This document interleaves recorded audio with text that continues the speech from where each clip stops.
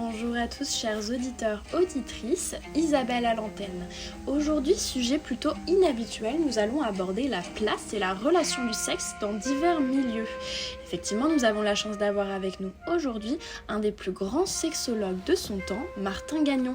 Bonjour Martin. Bonjour Isabelle. On est très ravis de vous recevoir sur notre podcast aujourd'hui. Moi de même, merci énormément de l'invitation.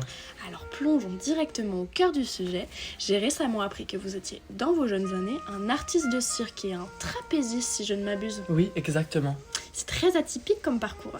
Ce qui nous intéresse aujourd'hui, Martin, c'est cette potentielle corrélation entre votre appareil de cirque et globalement le sexe. En effet, cette potentielle corrélation est intéressante et avec ma profession et mon passé dans ce milieu, j'y vois en tant que sexologue un rapport important avec le sexe, tout comme une désexualisation. C'est très intéressant. Je pense qu'il est important de préciser à nos auditeurs qui sont peut-être défamiliarisés avec le milieu, celui du cirque et le trapèze là.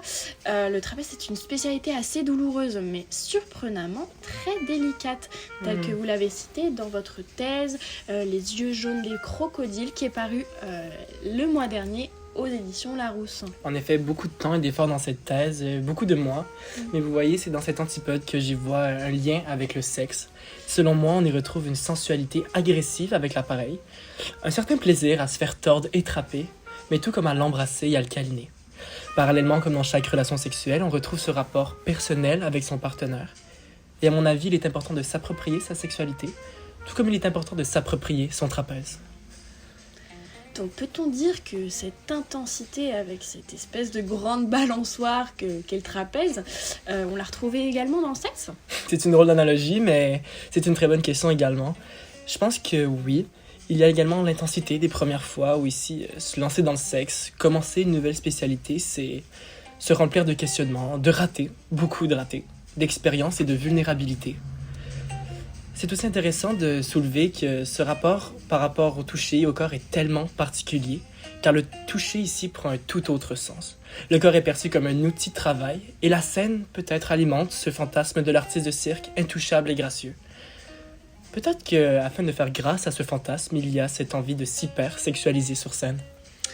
Donc selon vous, un numéro de cirque qui marche maintenant, de nos jours, serait un numéro où en fait l'artiste, il s'hypersexualise, où on a un espèce de potentiel érotique, on fantasme sur l'artiste ?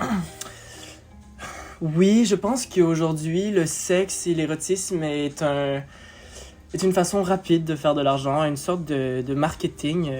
C'est clairement un manque de fondement dans ce que le cirque nous présente aujourd'hui et sûrement un manque de propositions artistiques fondées et ancrées. Je pense clairement que le cirque est en manque d'identité.